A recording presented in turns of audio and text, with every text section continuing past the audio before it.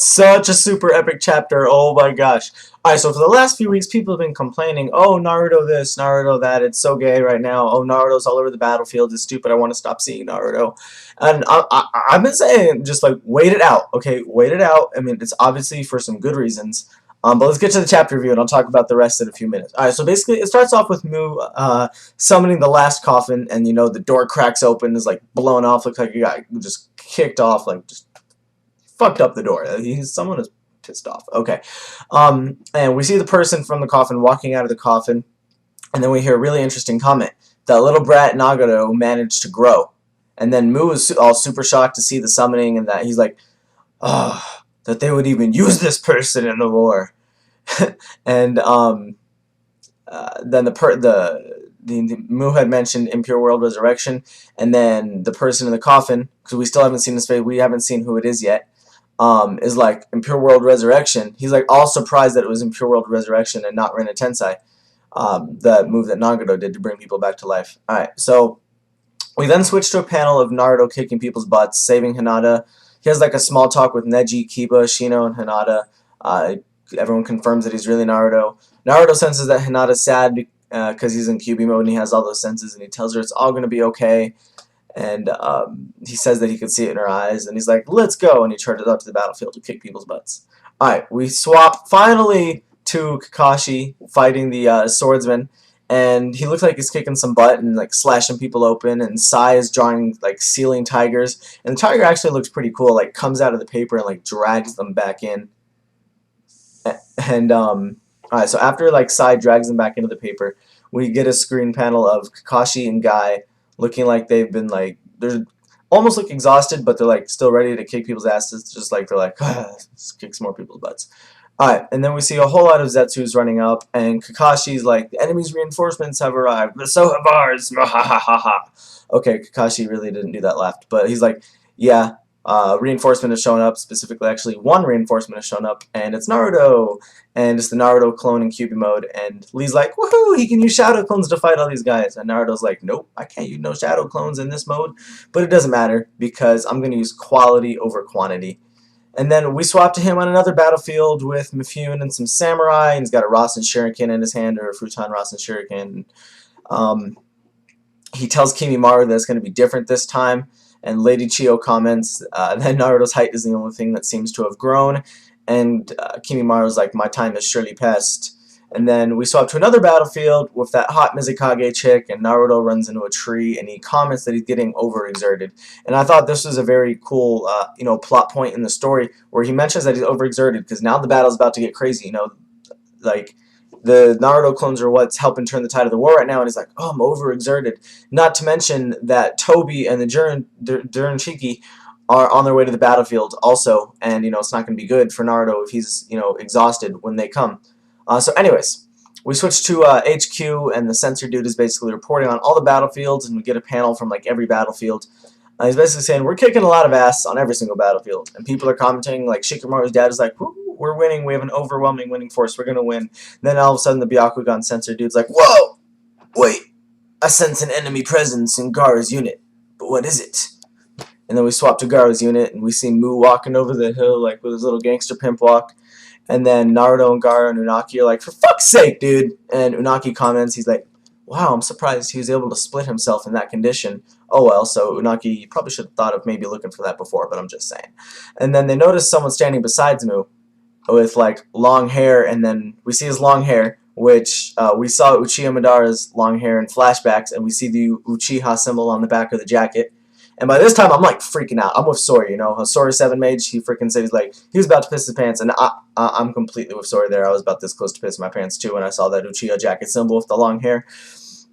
And Unaki's like, so you have come, Uchiha Madara, and we get a face shot and a full body shot, and it's like Madara standing there with his hands crossed. He's like, looking completely badass, and it's really, really sick. And I'm like, oh my gosh, I'm like freaking out. Like basically, I'll finish the chapter review and then talk about that. At this time, I also realized that they just happened to show up with the because Mu was fighting the Naruto that was in Sage mode, not Kyuubi mode, and we all know that Madara was able to control the Kyuubi.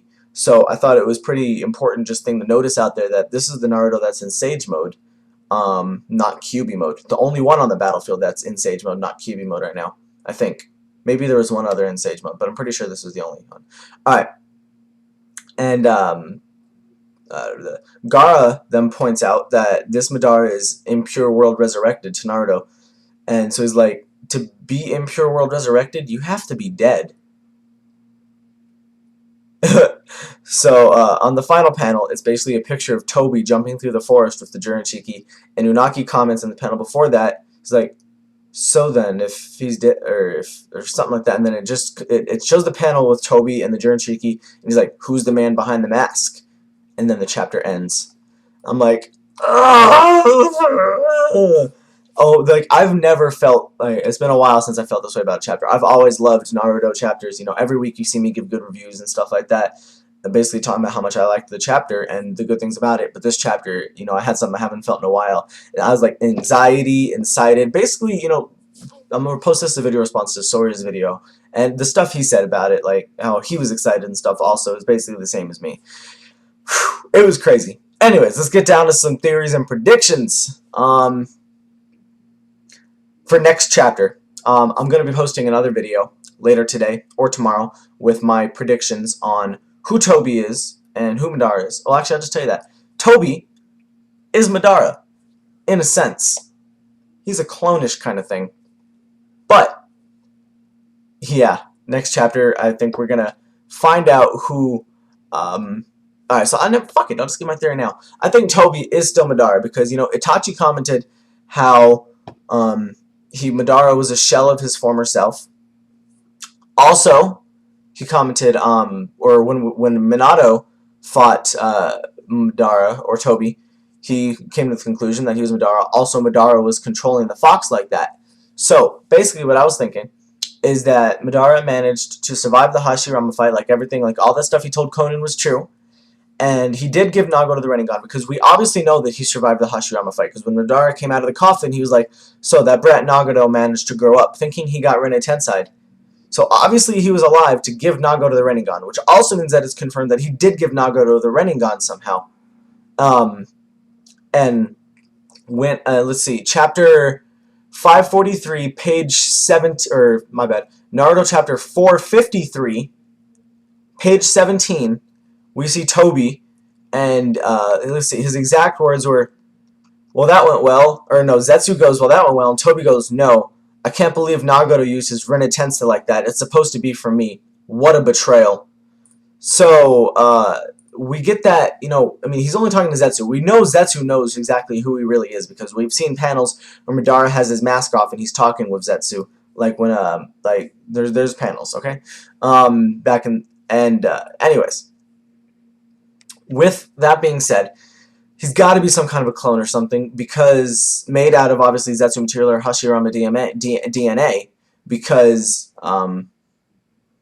the way there's just so much evidence. He's referring to himself in the first person when he talks about that, and it would make sense that you know I saw a theory, and I tend to agree with it, that Madara survived. He gave Nagoto the Rinnegan, and he was like getting older, something that he's about to die of natural causes, and he managed to create like a clone of himself. Too. And we also actually saw the Renning, we've seen clones created before, like with the Itachi and Kasame 30% chakra ones, just a whole bunch of things like that. I don't know, I have a whole bunch of stuff written down on this theory, but I was planning to make a separate video for it, and I'm still going to make a separate video talking about it. But I still believe that Tobi is a version of Madara that Madara like created before he died to like resurrect himself or plan in advance and ahead. I don't know. The Madara that we see Ito Tensei'd obviously died before, Nagato got the Rinnegan, because otherwise he wouldn't have known. Well, no, he didn't die before Nagato got the Rinnegan. He died before Nagato grew up, because it was pretty much confirmed that he gave Nagato the Rinnegan now. Anyways, this chapter was absolutely fucking amazing. Don't forget to subscribe for a whole bunch more videos. I have some really cool stuff coming up. I have planned with other manga video makers and stuff. We're going to do some collaborations and talk about some cool things. Anyways, guys, I'm out. I hope you enjoyed this review. Let me know your thoughts on the chapter as well. It was fucking epic. As I said, guys, get to give Kishi a chance. You know, I've said it. Watch watch my past Naruto chapter reviews if you don't believe me. I've been with Kishi this whole time on this shit, and I told you guys he would not let us down. And I think it's definitely a set plot point now as well that Naruto's on every single battlefield, and how he says he's overexerting himself. That's going to come into factor in here, as well as I think the Sage mode is going to come into factor in here as well. So thanks guys for watching. I'm out, and I'll catch you later.